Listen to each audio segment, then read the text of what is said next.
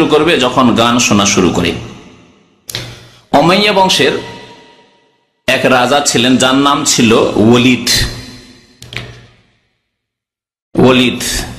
তিনি একবার উমাইয়া বংশের লোকদেরকে সম্বোধন করে বললেন, বাদশাহদের মধ্যে অনেকের মধ্যে ভুল ত্রুটি ছিল, নিষ্পাপ ছিল না, কিন্তু তারা দেখতো যে আমাদের যেখানে ক্ষতি আছে সেখানে তো সজাগ থাকতে হবে। কেউ নিজের পরিবারের ক্ষতি চায় না, নিজের বংশের ক্ষতি চায় না, নিজের ছেলে মেয়েদের ক্ষতি চায় না। এই জন্য অনেকেই গুনার কাজ করে কিন্তু ছেলে মেয়েদেরকে দূরে তাড়িয়ে দেয়। এরকম কিছু লোক আছে, পাপী আছে। আবার কিছু লোক এর চাইতে আগে বেড়ে আছে, যারা স্বামী স্ত্রী ছেলে মেয়ে সব নিয়ে, দেখছি তো সবাই দেখছি ফিল্ম, গান শুনছি, বাজনা শুনছি, সবাই শুনছি, এইরকম মুসলমান আছে আজকাল। তো এই ওলিদ বাদশাহ বলছে, ইয়া বানি উমাইয়া, হে উমাইয়া গোত্রের লোকেরা, ইয়াকুমাল গিনা, সাবধান, তোমরা গান বাজনা থেকে বেঁচে থাকবে, গান বাজনা শুনবে না। রাজাদের মধ্যে কত ভোগ বিলাস ছিল উমাইয়াদের যুগে, তারপরেও তিনি সতর্ক করছেন নিজের বংশের লোকদেরকে, সাবধান গান বাজনা থেকে, কারণ তার ক্ষতি কি শোনেন। কয়েকটি ক্ষতির কথা শুরুতে বলেছে, এখন শুনুন। ফাইন্নাহু ইয়ানকুসুল হায়া, কারণ গান বাজনা শুনলে নির্লজ্জ হয়ে যায় মানুষ, বেহায়া হয়ে যায়, লজ্জা শরম কমে যায়। ওয়ায়াজিদু ফিশ শাহওয়া, আর যৌন চাহিদা বৃদ্ধি পায়।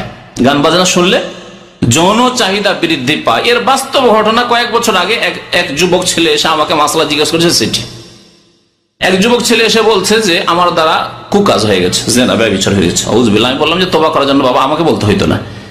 আমাদের কাছে তোবার তরিকা ওই পীরদের ভণ্ডরদের তরিকা নাই যে কোনো পীরকে আলেমকে হুজুরকে ধরতে হবে আর বলতে হবে আমি গুনাহ করি সুতরাং আমাকে তওবা করে দেন। না, আপনার তওবা কবুলকারী আল্লাহ পাক, সুতরাং আপনি নির্জনে একা আল্লাহকে বলবেন, এটি হচ্ছে তওবার রাস্তা।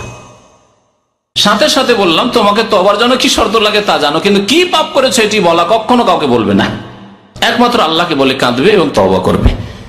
বলেই ফেলেছে সে যে এই কাজ করেছে। কিভাবে?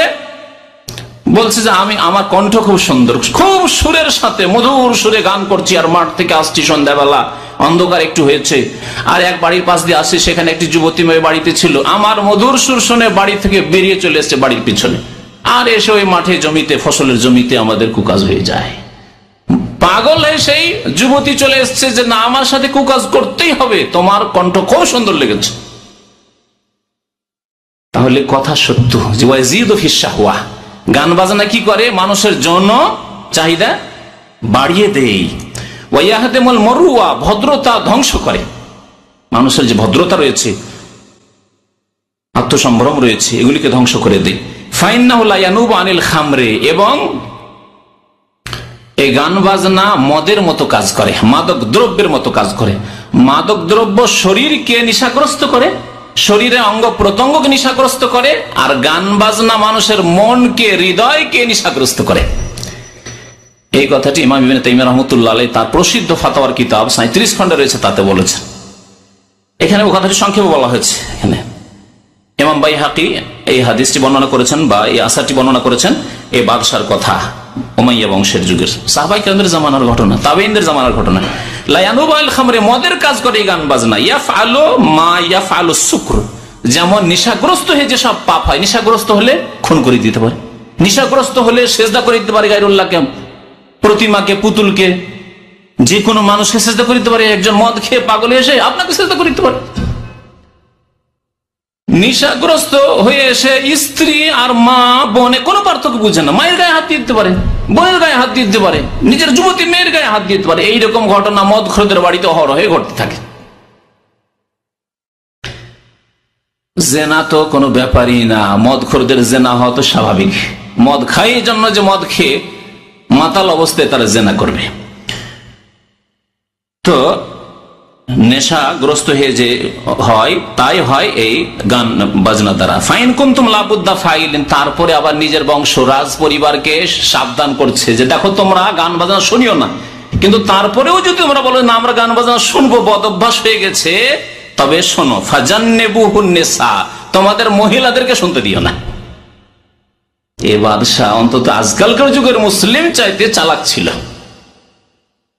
উমাইয়া যুগের বাদশাহ আজকালকার যুগের মুসলিম চাইতে অনেক ভালো ছিল, যে কমপক্ষে তোমরা শোনো যে তোমরা নিজেকে কন্ট্রোলে রাখতে পারবে, কিন্তু মহিলারা নিজেকে কন্ট্রোলে রাখতে পারবে না, কারণ এরা অত্যন্ত দুর্বল, নবী করিম সাল্লাল্লাহু আলাইহি সাল্লাম এদের মনের কথা বলেছেন, লা তাকসিরিল কাওয়ারির, এরা হচ্ছে কাঁচের গ্লাস, কাঁচ বলেছেন এদেরকে, গ্লাস বলেছেন এদেরকে, এদের ভেঙে দিও না।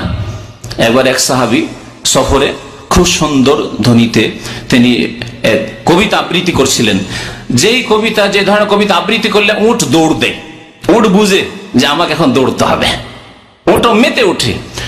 নবী সাল্লাল্লাহু আলাইহি ওয়াসাল্লাম সেই সব বলেছেন যে কিছু মহিলারা সফরে আছে, সাবধান, ইয়া আনজাসা লা তাকসিরিল কাওয়ারির, আনজাসা ওই সাহাবীর নাম ছিল, সাবধান তুমি এই কাজগুলিকে ভেঙে দিও না, অর্থাৎ মহিলাদের মনকে একেবারে পাগল করে দিও না, তোমার কণ্ঠে পাগল হয়ে যেতে পারে, এদের দ্বারা পাপ হইতে পারে। আল্লাহু আকবার, নবী করিম সাল্লাল্লাহু আলাইহি ওয়াসাল্লাম বলেছেন, সহিহ মুসলিমের হাদিস এটি।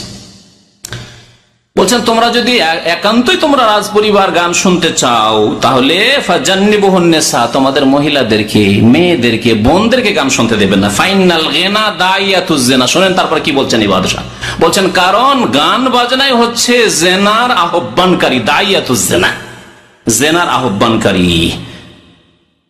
শুআবুল ঈমান নামক একটি কিতাব রয়েছে, হাদিসের কিতাব, ইমাম বাইহাকী রাহমাতুল্লাহ আলাইহি, তাতে এই আসারটি উল্লেখ